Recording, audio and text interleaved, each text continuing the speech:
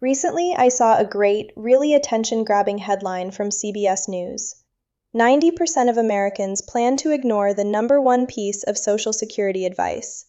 And at first glance, that sounds like a big mistake. It sounds like Americans are ignoring smart advice. It sounds like the experts are right, and the Americans are getting this very, very wrong. But generally, there's more to the story than that. And that framing, while very attention-grabbing, is a little bit too simplistic.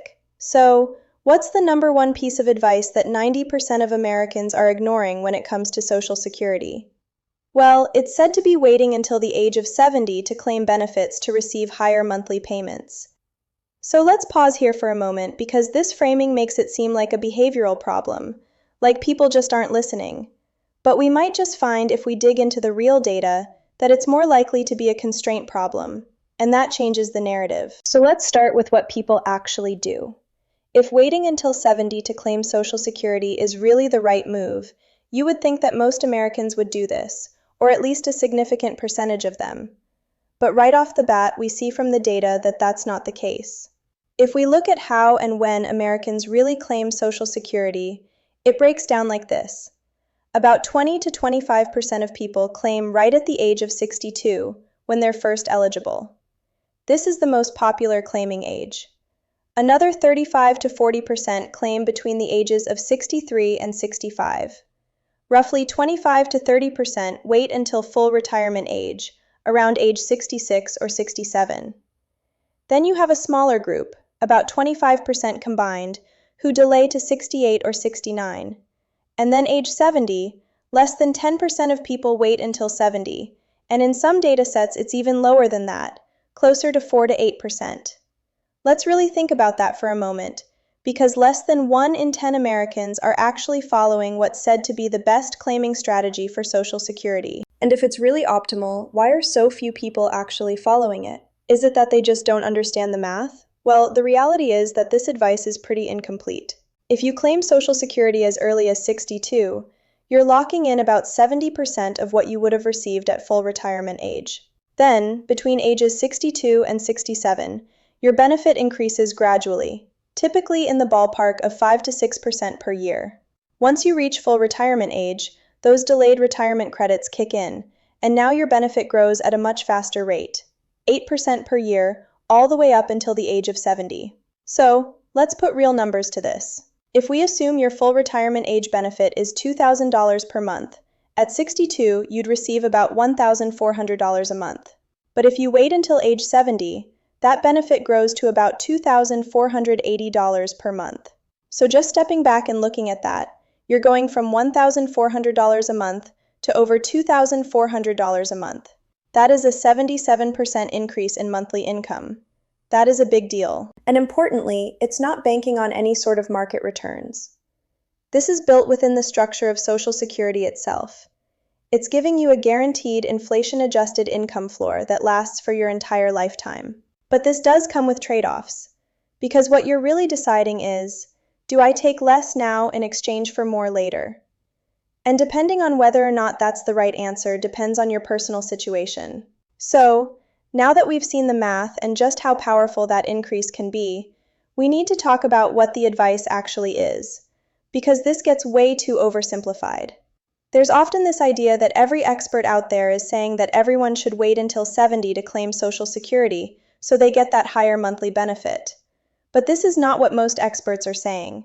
Some may say that, but certainly not all. And the reality is far more nuanced when you look across the research from the Social Security Administration, the Center for Retirement Research at Boston College, Vanguard, Wade Pfau, David Blanchett, Morningstar, and more. Delaying when you claim Social Security benefits can be very powerful. It can increase your lifetime income. It can reduce your longevity risk. It can function like a 6 to 8% guaranteed real return. It can offer higher survivor benefits if you're part of a married couple. That's why it's often described as one of the best deals in retirement. And that part is absolutely true. But there are conditions to it, because the real recommendation from all of the research is not wait until 70. The real recommendation is delay if you can afford to delay and if it fits your plan.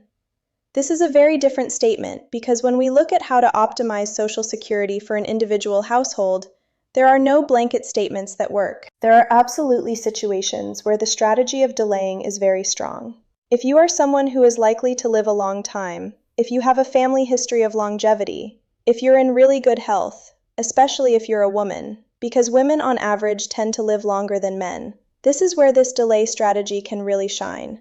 And this is because you're protecting against one of the biggest risks in retirement, living a long time. Or if you're a higher earner or you have a large portfolio, Social Security is not your only income source. You have the ability to bridge the gap from when you actually step away from the workforce until the point where you actually turn on your Social Security benefits. So, what you're essentially doing here is converting part of your portfolio into guaranteed inflation-protected income. And this really acts as longevity insurance. If you're part of a married couple, especially if you're the higher earner, this decision becomes even more important because the higher benefit ultimately becomes the survivor's benefit. So, this means the decision you make on when to claim doesn't just affect you, it also affects the surviving spouse. So this is absolutely a situation where you can make a strong argument for the higher earner delaying when they claim Social Security benefits. Now maybe they delay all the way to 70, or maybe they simply delay all the way to full retirement age. But in this situation, this argument for delaying carries a lot of weight. And what if you're someone who is concerned about market risk? Delaying when you claim Social Security can actually reduce the pressure on your portfolio later on. It becomes a hedge against sequence of returns risk and against running out of money, because ultimately what you're doing in this situation is giving yourself a higher guaranteed income, which takes the pressure off your portfolio and how much you would need to be drawing from it. And it's very likely that if you're in this situation, you would combine this delay strategy with working longer. And yes, of course, working longer and allowing your portfolio to build up, and delaying when you claim Social Security, can absolutely mean that you go into retirement with a more robust portfolio, with higher benefits, with more security. But here's the other side of this, and this is the part that gets lost in all of those headlines. Because there are a lot of people who should not wait until 70 to claim. If you need income, if you only have modest savings and no real way to bridge this gap, if you're still working but you're struggling, waiting to claim Social Security really may not be realistic. You shouldn't wait at the expense of your life. You shouldn't force yourself to experience a lower quality of life for a few years, just to get higher benefits later. You cannot optimize a strategy you can't afford to implement. If you have health concerns or a shorter life expectancy, again the math changes and we have to consider the break-even point, and it can make a lot of sense to claim early in these situations. The break-even point is the age at which the total dollars received from claiming later equals what you would have received if you claimed earlier. Quite simply, claiming early means more payments but smaller checks. Claiming later means fewer payments but larger checks. And the break-even ages really depend on which age you're comparing, but it tends to be in the late 70s or the early 80s. But if you're looking at your family history or your personal health, and you don't think it's realistic that you're going to reach these ages, your best strategy very well could be to claim early, because that would be the strategy that would allow you to collect the maximum lifetime income in your situation. If you're retiring early and drawing heavily from your portfolio, and you only have a limited or modest portfolio, delaying Social Security can actually increase your risk, because you're putting more pressure on a modest portfolio earlier on. So, in this situation, it can make more sense to claim early. Let's say you retire at 62, and you have a $350,000 portfolio, and let's assume you need $40,000 per year to live. Scenario 1.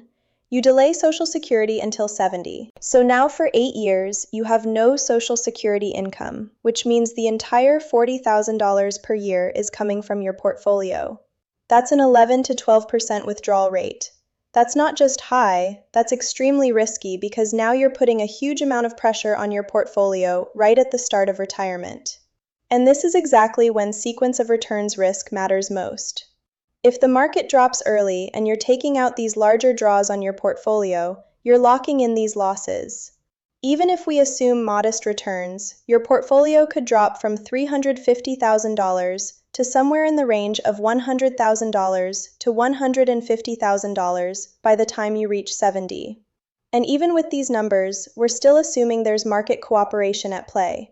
There are absolutely situations where if you run into a severe market downturn, this portfolio could be fully depleted in this short time. So yes, if we do get some market cooperation along the way, by the time you get to the age of 70, you would have a significantly higher Social Security benefit.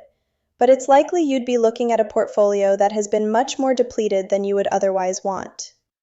Scenario 2. You claim at 62. Let's look at the alternative. Let's say we have someone who decides to claim at 62, and their benefit is $1,500 per month, or roughly $18,000 per year. So now, instead of needing $40,000 from their portfolio, they only need $22,000. Now that's a withdrawal rate around 6%. Yes, it's still elevated, but it's not out of the realm of safety if you're willing to incorporate a flexible withdrawal strategy. And it's a much better withdrawal rate than an 11 or 12%. So what happens now?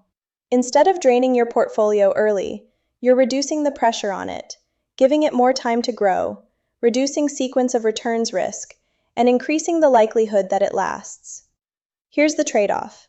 You give up a higher Social Security check later in exchange for protecting your portfolio earlier on, and in some situations, this can absolutely lead to a more sustainable retirement.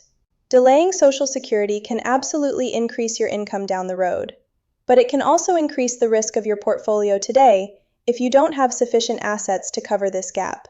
And if you're single and you have more modest assets, the benefit of delaying may be smaller, and you're not having to optimize for survivor benefits. And truly, with modest assets, you simply might not have the flexibility to wait. And then there's something that doesn't show up in spreadsheets. Behavior, the desire for certainty, the need for income now, peace of mind. These are very real factors, even if they're hard to put into a model. Now, if you've been listening to this and thinking, okay, but what does this mean for me? What is my ideal age to claim Social Security? You might notice that we're not trying to nail down one specific age for everyone, because it's how Social Security fits with your entire retirement plan. One of the biggest places this shows up is when you start thinking about Medicare. This decision tends to happen around the age of 65, and is one of the biggest financial decisions you will ever make in your entire retirement. And it's also one of the most confusing ones. That's why partnering with an independent Medicare advisory service can help you compare all of your options, not just one company or one type of plan. They can look at your doctors, your prescriptions, your location, and find a plan that fits your life, not just one that looks good on paper. And back to the idea of claiming at 70, this is where that constraint really starts to show up in real life. Often when you hear the advice to delay Social Security until the age of 70, what's left out are the assumptions behind it. And the assumption is either that you're working or that you have the assets to support the delay. Because for most Americans, that's the only way it works. And the reality is, most Americans are stepping away from the workforce in their early 60s, and they only have modest portfolios and no other income stream to fall back on. In that situation, delaying isn't just difficult. It may increase your risk, and it may make your entire plan more vulnerable. So for a lot of people, it's a question of what's possible. And if that's the situation you're in, claiming early could very well be the key to making your entire plan work. Now, there is also a group of people who can step away from the workforce in their 50s or 60s and delay claiming Social Security all the way until the age of 70. But this is a smaller, more financially flexible group. And that's what we see reflected in the data. We see that a smaller percentage of people wait until 70 to claim, and an even smaller percentage of people have the ability or desire to keep working until 70. For most Americans, retirement savings are limited. Social Security often replaces a very large portion of their income, sometimes 50, 60, even 70% or more. And once they leave the workforce, Social Security is a necessity to make their plan work. So rather than solely focusing on age 70, ask yourself, what problem am I trying to solve? If your goal is to maximize lifetime income, delaying helps. If your goal is to protect against living a long time, delaying helps. If your goal is to maximize the survivor benefit, delaying helps.